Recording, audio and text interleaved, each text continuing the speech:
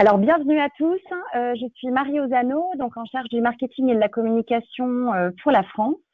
Au nom de toute l'équipe, je vous souhaite la bienvenue à ce webinaire où on va parler d'utilisation et des bénéfices des cartes virtuelles dédiées aux dépenses de marketing digital.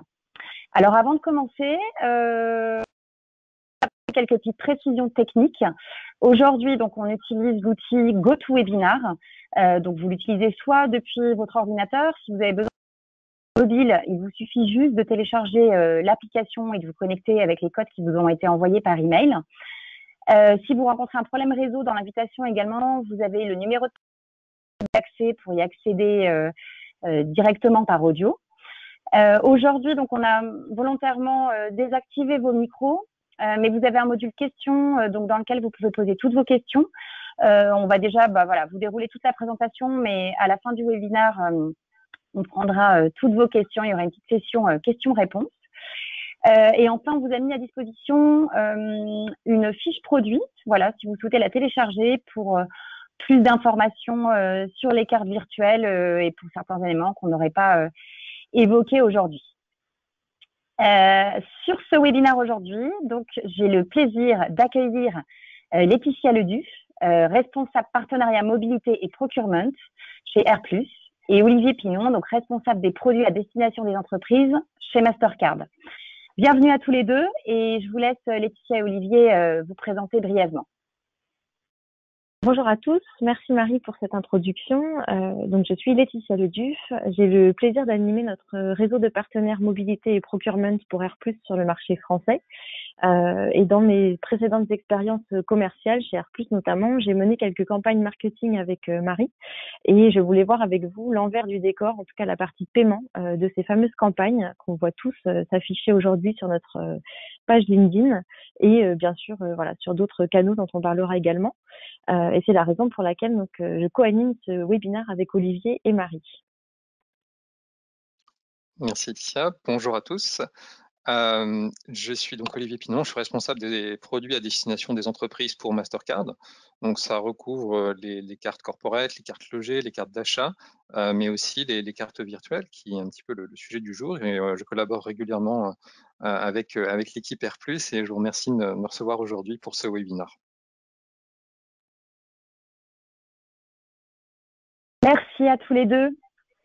Alors, au programme aujourd'hui, dans un premier temps, on va déjà aborder un petit peu les défis les plus courants que vous pouvez rencontrer donc dans la gestion de vos dépenses de marketing digital et les tendances du moment adressées donc à cette catégorie de paiement.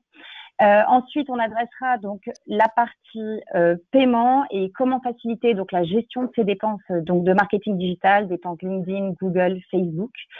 Et dans un troisième temps, donc on vous fera un cas d'utilisation de cartes virtuelles dans le cadre donc d'une campagne marketing LinkedIn.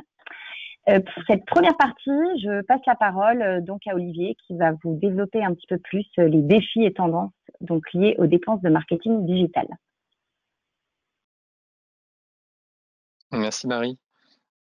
Juste une petite précision pour commencer, ce sont des données qui vont être présentées, ont été trouvées suite à une étude qui a été commandée par Mastercard auprès d'un cabinet spécialisé qui s'appelle CoreFusion. CoreFusion, qui est un cabinet de conseil international qui a avec une forte expertise sur les paiements. Donc toutes les données qui vont être proposées ici sont des données externes issues de cette étude, ce ne sont pas des données internes de Mastercard. Si on regarde, merci Marie, la croissance pendant la pandémie, on s'est aperçu que la pandémie elle a sévèrement impacté et réduit les dépenses dans les médias traditionnels.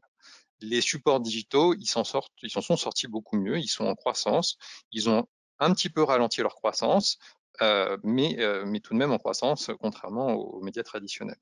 Et la grande gagnante, c'est un peu la publicité sur support vidéo, en particulier avec YouTube. Elle a connu la plus forte croissance et a surpassé toutes les autres catégories de dépenses digitales sur la plupart des marchés. Parce que oui, le focus de l'étude était mondial, enfin, l'étude était une portée mondiale avec un focus plus particulier sur l'Europe. Bon, je pense que la raison, elle est relativement simple. Pourquoi il y a eu cette croissance des dépenses, cette croissance qui a continué, c'est parce que pendant la pandémie, on était tous les yeux rivés sur nos écrans de smartphones, de tablettes, d'ordinateurs. Donc, les dépenses digitales se sont juste adaptées au nouveau comportement des consommateurs d'Internet, des consommateurs de data qu'on est tous un peu devenus par la force des choses.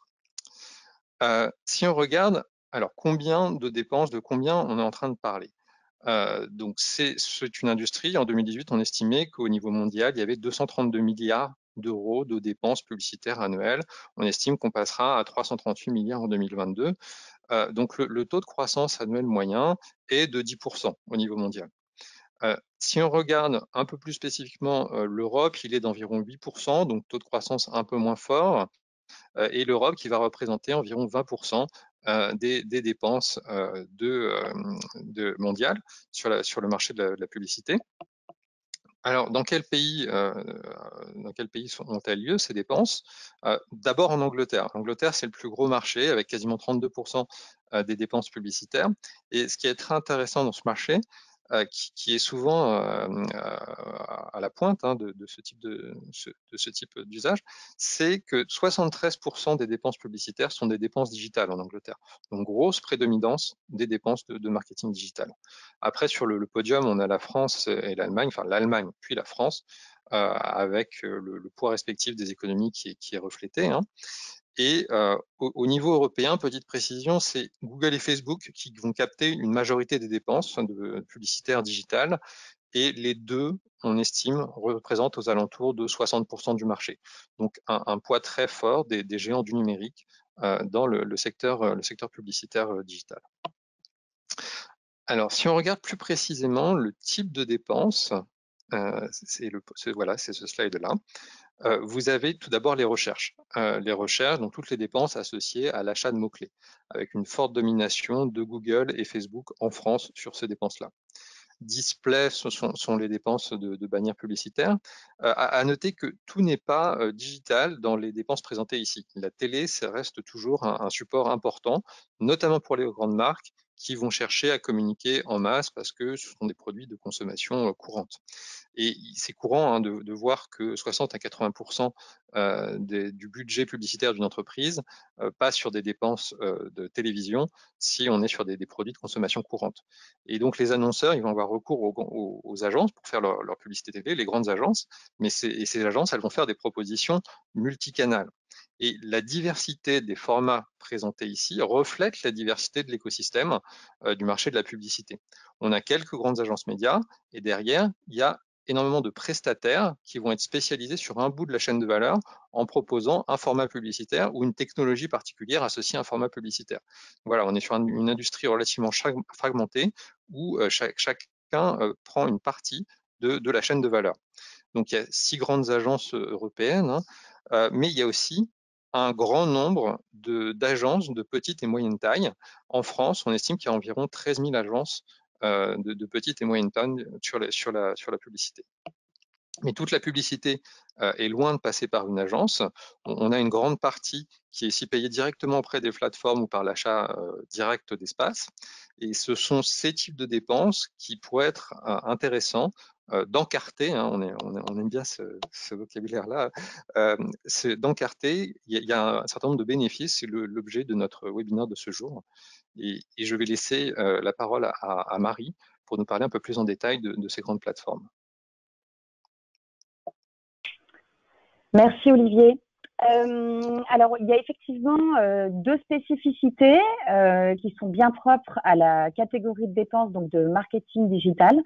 La première, c'est la forte intermédiation du secteur. Comme Olivier le disait, il y a 15% environ des clients donc, qui passent en direct, qui achètent en direct donc, sur les plateformes type Facebook, Google, LinkedIn. Mais il y a aussi une grande majorité donc, d'entreprises qui passent par le biais d'agences médias, type OMD, Cara, voilà, c'est des noms qui vous parlent.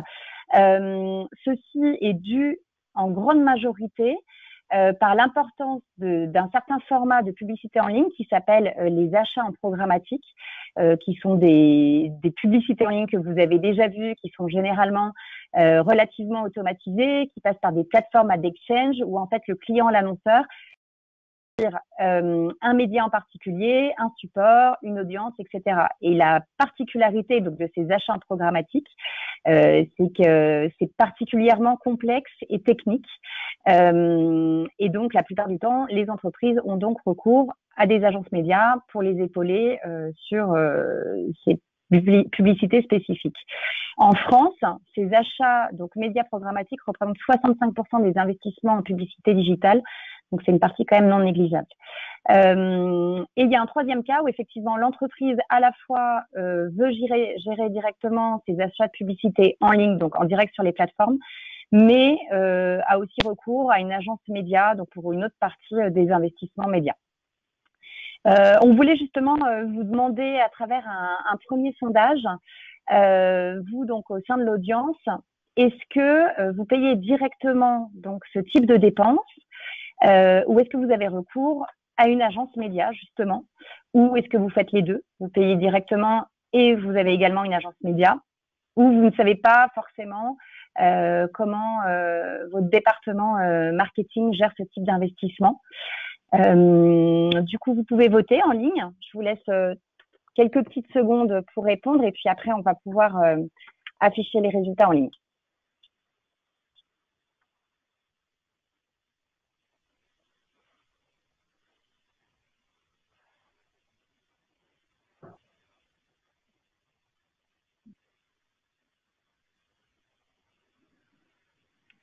Voilà, je ferme le sondage. Donc là, on voit en effet que, alors, il n'y a pas eu de réponse sur les agences médias. Bon, après, c'est assez propre à chaque entreprise, mais effectivement, donc une partie d'entre vous achetez directement donc sur les plateformes. Donc, vous devez déjà connaître pas mal de contraintes inhérentes à ce type de dépenses. Et bon, vous allez nous dire un peu après effectivement comment la partie paiement se passe. Voilà, il y a une grande partie également qui fait les deux, donc à la fois agence média et direct. Et une partie donc qui ne sait pas effectivement ça souvent l'information vient quand même du département marketing. Une deuxième donc spécificité de ce secteur, pardon, je mets le bon slide. Comme Olivier l'a évoqué rapidement, donc une tendance forte de ce secteur, donc c'est quand même la dominance de Google et Facebook. Selon les estimations, donc ces deux mastodontes représentent 60% du réseau publicitaire. Par leur force de frappe, leurs moyens colossaux et leur capacité à avoir un ciblage ultra précis via des algorithmes à la fois sur un public B2C et B2B. Ils ont su effectivement prendre énormément de parts de marché, que ce soit en France ou au niveau mondial. Et ce qui est intéressant de voir, c'est qu'effectivement, ces deux géants de la publicité ont mis en place des normes au niveau du paiement qui s'appliquent de plus en plus aux entreprises et qu'ils ont réussi à imposer finalement par leur taille et leur prédominance sur le marché.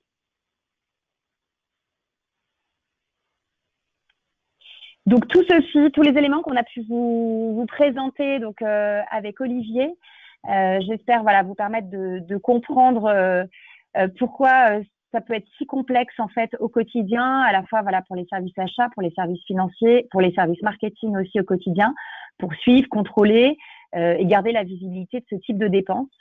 Donc les 4 challenges qui vont s'offrir à vous, les défis en fait au quotidien, ça va être à la fois sur le contrôle, parce que du coup vous pouvez avoir un manque de visibilité donc de ces dépenses. Souvent donc les départements marketing mettent en place des stratégies multicanales, ça veut dire à la fois sur du en ligne, mais pas uniquement. Voilà, il y a pas mal de leviers qui rentrent en compte dans les campagnes marketing. Il y a cette intermédiation forte du secteur où à la fois on peut passer par des agences ou en direct ou les deux, qui complexifie aussi. La plupart des départements marketing aussi ont un nombre assez considérable de projets en interne, donc il faut arriver à suivre de près. Voilà. Et puis ces plateformes ont aussi, notamment pour LinkedIn, Google, des systèmes d'enchères en fait qui sont assez spécifiques au secteur où vous pouvez payer par clic en fonction du nombre de vues, etc. Donc tout ça rend l'écosystème assez complexe à suivre et à contrôler. Le deuxième levier, donc c'est la partie parce qu'effectivement mettre en place des processus d'approbation pour suivre ses dépenses, respecter les budgets et éviter les dépassements par rapport au budget qui était alloué initialement. Plus il y a également un défi au niveau de tout ce qui est fraude, abus, donc qui peut être lié à des moyens de paiement aujourd'hui qui peuvent être inefficaces en tout cas pour gérer ce type de dépenses. La partie complexité, on en a déjà pas mal parlé, mais effectivement, le fait de ne pas avoir une gestion centralisée donc de ces différents fournisseurs, de ces dépenses, rend la réconciliation des paiements extrêmement chronophage et complexe pour les départements comptabilité. Et enfin, donc ça peut représenter un coût, à la fois un coût donc en temps et en argent, notamment pour le temps humain, donc qui va être passé à rapprocher toutes les factures avec les dépenses multipliées par le nombre de prestataires que vous pouvez avoir pour ce type de dépenses. Ça va énormément alourdir vos processus, ça va mobiliser des ressources en interne et au final, ça devient très coûteux pour l'entreprise. On va pouvoir aborder la deuxième partie de ce webinaire avec donc la partie paiement pur et comment justement le moyen de paiement peut vous aider à faciliter la gestion de ces dépenses de marketing digital. Et je vais passer la parole à Laetitia, donc qui va vous en dire plus. Merci Marie pour cette première partie déjà très complète. Je pense qu'on a bien vu donc la complexité du monde du marketing digital. Avant de rentrer dans le vif du sujet, à savoir quels moyens de paiement pourraient vous aider à faciliter ce genre de dépenses, je vous propose de passer au deuxième sondage pour savoir quels moyens de paiement vous utilisez dans vos organisations actuelles. Donc, il y a 5 possibilités de réponse. Donc, le moyen de paiement que vous utilisez peut être le virement bancaire ou le prélèvement, la carte de crédit virtuelle, la carte corporate ou la carte de crédit personnelle des salariés dans l'entreprise. Je vous laisse quelques secondes pour répondre à ce deuxième sondage que nous analyserons par la suite.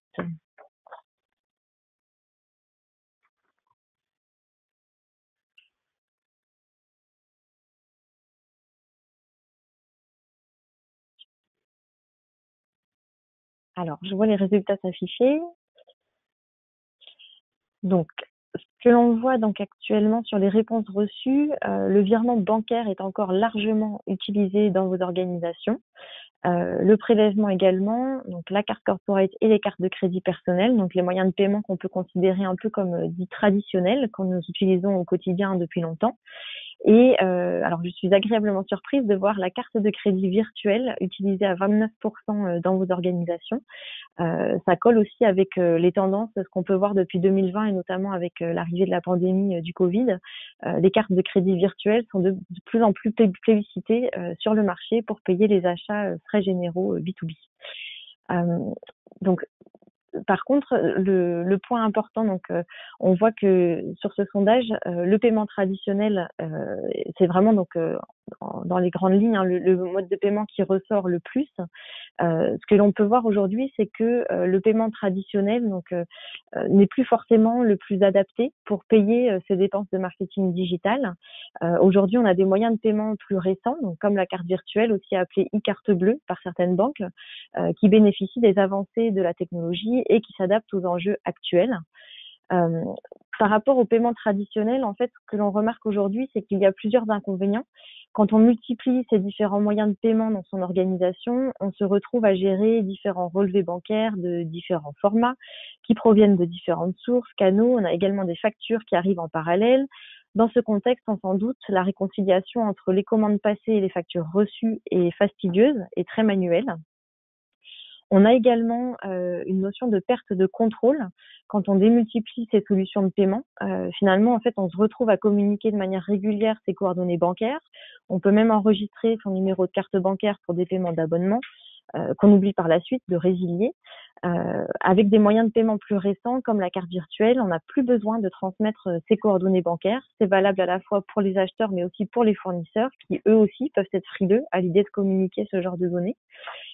Un autre point aussi important, avec l'arrivée en fait de l'authentification forte, donc on le connaît aujourd'hui dans notre quotidien. Lorsque vous souhaitez mener une transaction sur une page de paiement web, pour finaliser cette transaction, on vous demande en fait de renseigner un code, par exemple un code que vous avez reçu par SMS sur votre téléphone portable, pour pouvoir mener à bien la transaction.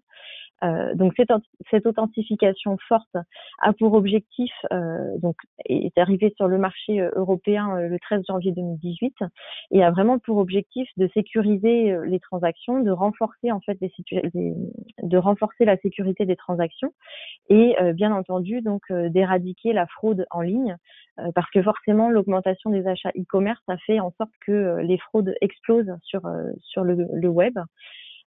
Mais l'objectif de l'authentification forte, c'était aussi d'assurer la protection des consommateurs. Donc cette double authentification à titre personnel, c'est redondant quand on effectue plusieurs achats en ligne. Et on se rend compte aussi que dans le monde professionnel, cette double authentification pose problème, notamment dans un aspect pratique. Je prends un cas concret. Aujourd'hui, vous êtes donc au service marketing, vous avez une campagne LinkedIn à mener dans les prochains mois. Vous devez par exemple vous rendre auprès de votre service trésorerie pour obtenir la carte bleue, donc la carte bancaire de votre service trésorerie. Vous l'empruntez. Donc déjà d'un point de vue compliance sécurité, c'est on va dire c'est assez limite. Vous l'empruntez et lorsque vous menez à bien donc votre transaction sur Internet, vous renseignez les informations de votre carte, donc le cryptogramme, le numéro de la carte, la date de validité. Et là, vous vous retrouvez confronté à une situation très récurrente aujourd'hui parce qu'un tiers des transactions sur le web sont soumises à cette double authentification. Vous avez un code qui est envoyé sur un portable au sein de l'organisation de votre entreprise, mais vous ne savez pas exactement à qui. Et du coup, vous ne pouvez pas mener à terme la transaction que vous souhaitiez initier. Donc cela peut être très problématique en cas de dépenses à effectuer rapidement. Selon le type d'activité de votre entreprise, vous pouvez avoir des dépenses assez urgentes à effectuer pour mener à bien des projets. Donc, on se rend compte que cette double authentification a pour objectif de sécuriser les transactions, ce qui est très bien, mais peut vraiment être limitante dans le cadre de campagnes marketing ou d'achat digital à effectuer. L'administration aussi reste très chronophage dans le sens où sur les relevés bancaires ou sur les différents éléments que vous allez recevoir de vos banques ou de vos fournisseurs, il va vous manquer des données. On sera vraiment sur des données très classiques et par exemple un numéro de commande ne remontera pas forcément sur un relevé bancaire. Donc comme on le verra par la suite, des moyens de paiement plus récents comme la carte virtuelle vous permettent d'enrichir les données de la carte au moment où vous la générez et ce qui vous permet par la suite de mieux réconcilier vos bons de commande avec vos factures.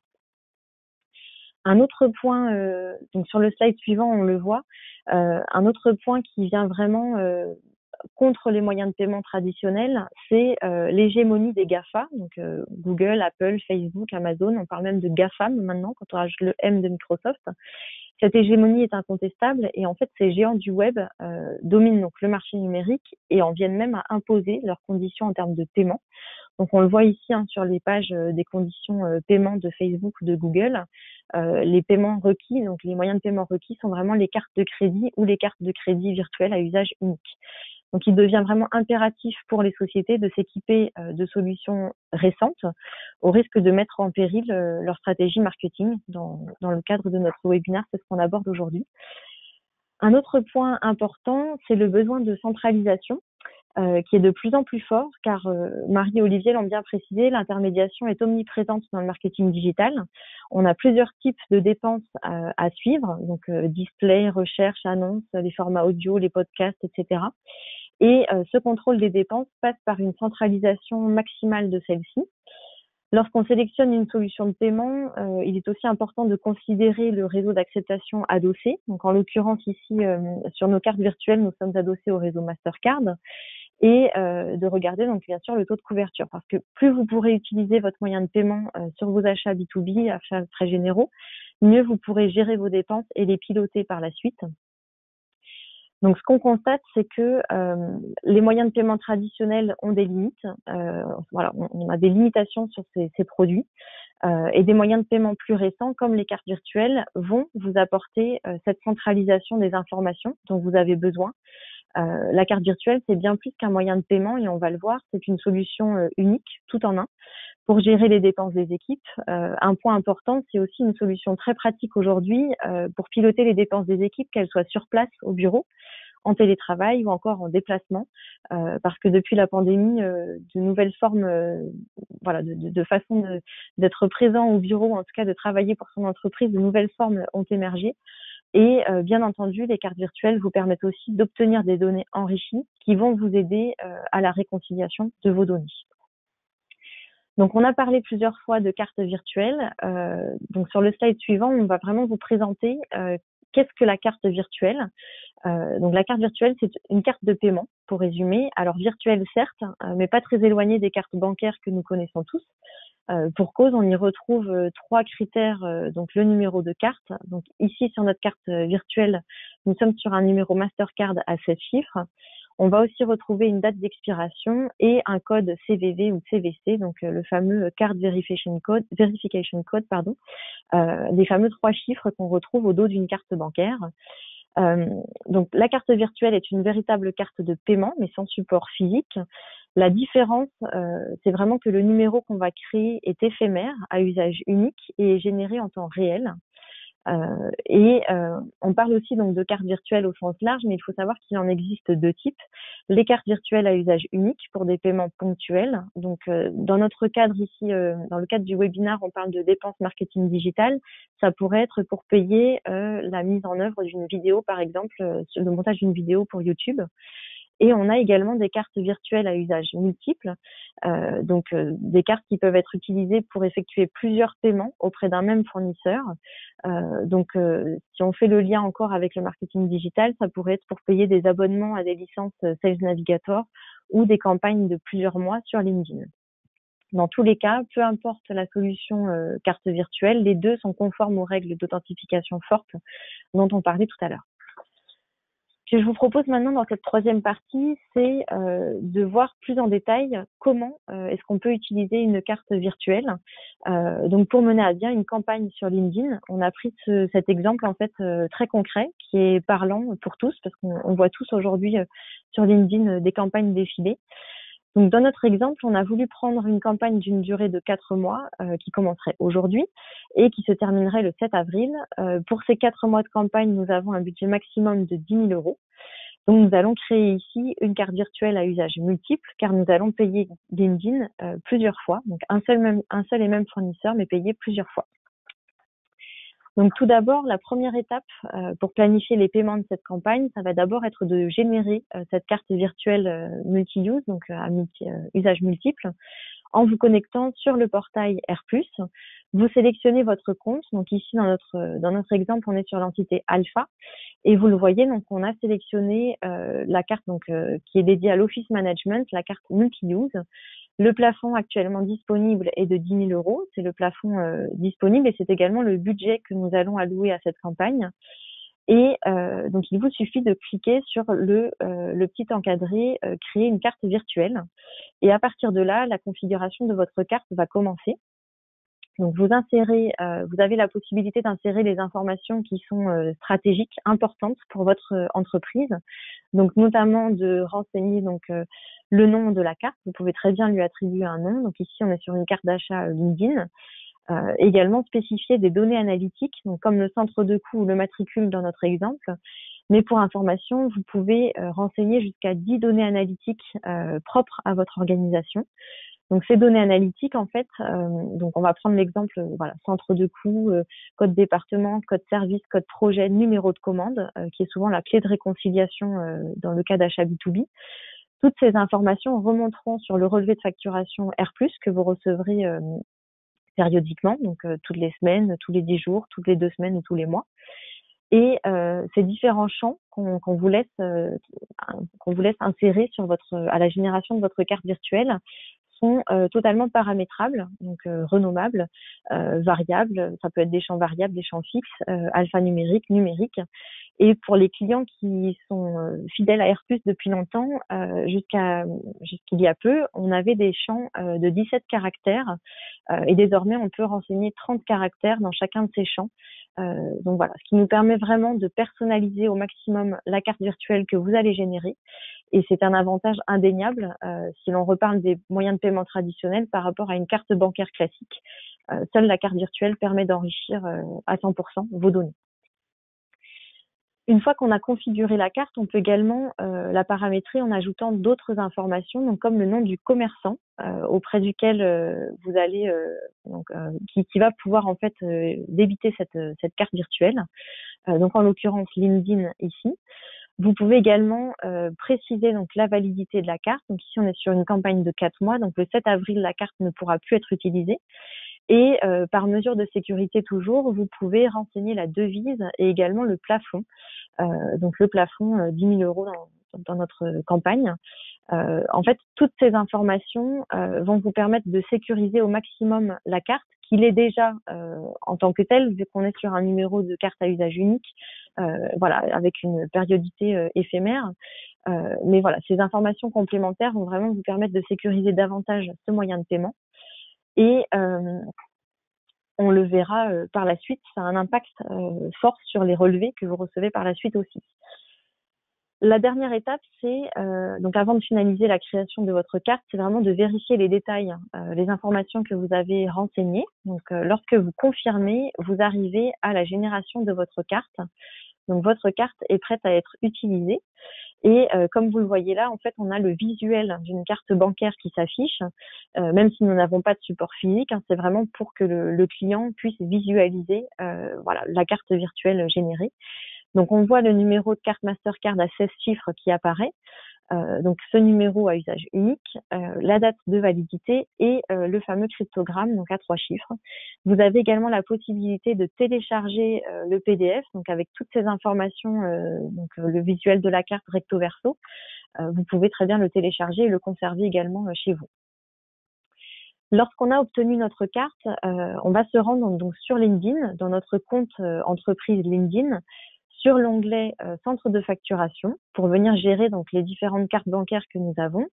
Dans notre cas, donc on est sur une carte à usage multiple, donc on a la possibilité d'enregistrer cette carte dans son profil LinkedIn et de la sélectionner par la suite au moment du paiement.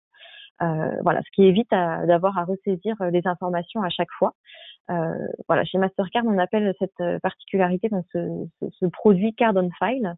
Voilà. Et un autre avantage aussi, si on oublie par la suite d'enlever cette carte dans notre profil LinkedIn, au bout des 4 mois, en fait, cette carte de toute façon ne pourra plus être utilisée. Elle sera considérée comme vide parce que la date de validité aura expiré.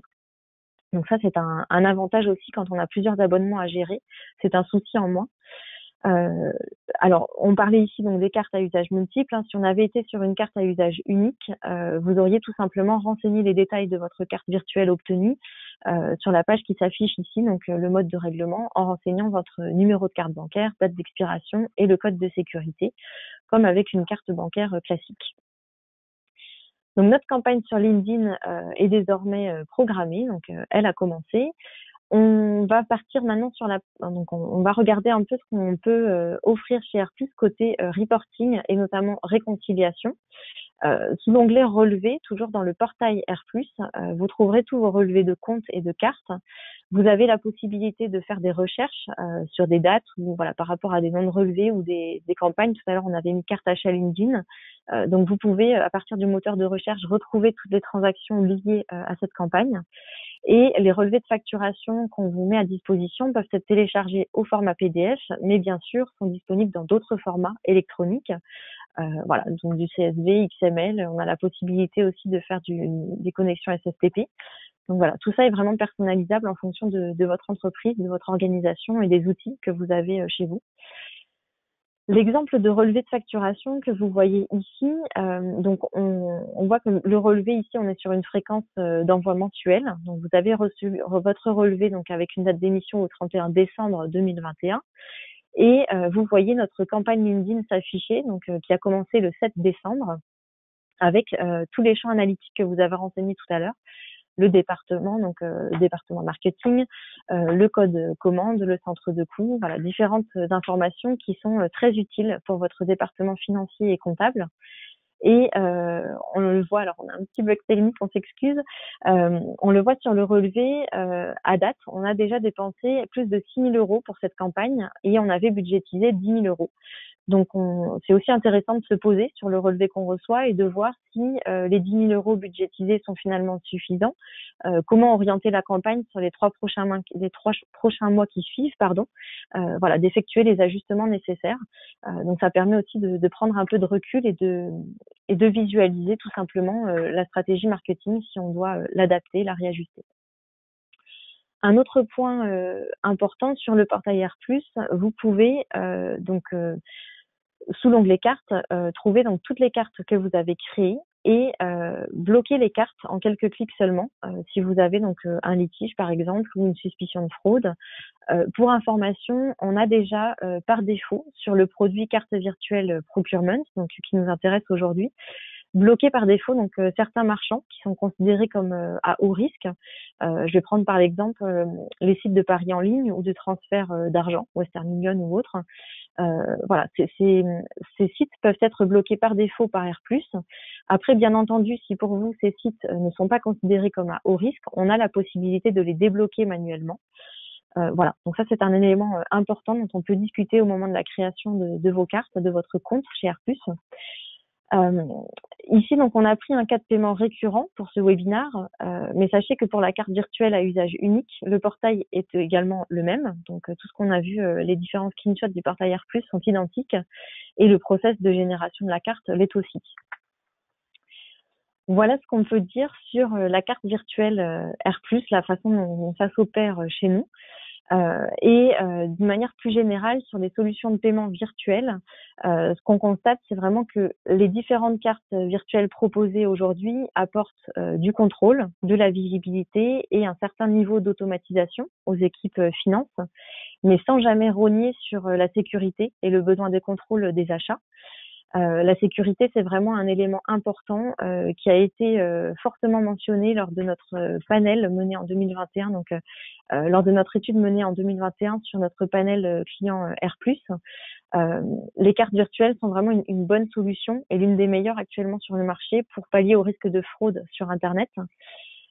Et ce qu'on retient aussi des cartes virtuelles, c'est que c'est un moyen de paiement facile à mettre en place, pour lequel on n'a pas besoin de formation non plus. On l'a vu, hein, on n'a pas besoin d'une licence pour pouvoir générer un numéro de carte.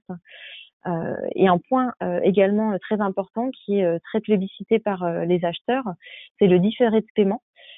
Donc, associé aux cartes virtuelles, vous avez un différé de paiement, mais pour autant, vous payez vos fournisseurs très rapidement parce que qu'on soit sur du paiement virtuel ou des paiements traditionnels, hein, dans tous les cas, les fournisseurs vont être payés entre J+1 et J+3. Et vous, côté achat, donc côté entreprise cliente, vous bénéficiez de modalités de paiement avantageuses. Voilà les 4 principaux critères, si on devait résumer les principaux avantages, en tout cas d'une carte virtuelle pour vos achats en ligne. Pour conclure ce webinaire, on voulait vous proposer un 3e sondage pour voir donc si à l'issue de ce webinaire, vous envisagiez de payer vos dépenses marketing digitales, donc voilà, les abonnements, les vidéos, les publicités en ligne, avec des cartes virtuelles. Donc ici, nous avons 4 options possibles. Oui, c'est une solution que vous envisagez, mais uniquement pour payer certains types de dépenses, comme les images, les abonnements ou les vidéos. Oui, c'est une solution envisagée, mais pour payer uniquement les publicités en ligne. Ou alors, oui, vous envisagez cette solution pour tout type de dépenses, ou vous ne savez pas encore. Donc, je vous laisse quelques secondes pour répondre à ce sondage.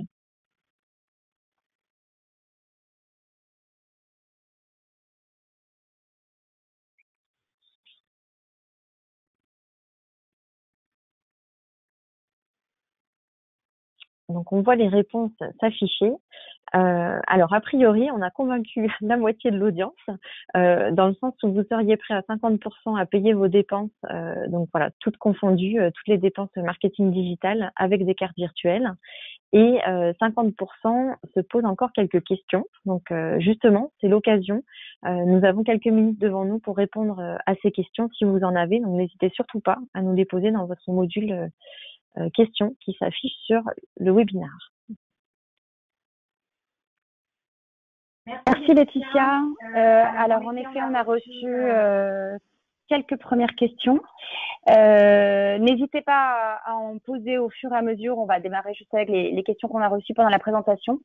On a une première question n'est pas lié uniquement au marketing digital, mais justement pour savoir est-ce qu'on peut utiliser les cartes virtuelles pour d'autres catégories de dépenses, justement, que les dépenses de marketing digital? Oui, oui, tout à fait. Tout à fait. On a d'autres catégories de dépenses possibles. On peut penser à des factures de télécom, on peut penser à des primes d'assurance, on peut penser à de l'approvisionnement en pièces détachées sur des marketplaces B2B. Donc oui, oui, tout à fait. La carte virtuelle peut être utilisée pour payer sur Internet de manière générale, pour payer dans une situation d'e-commerce.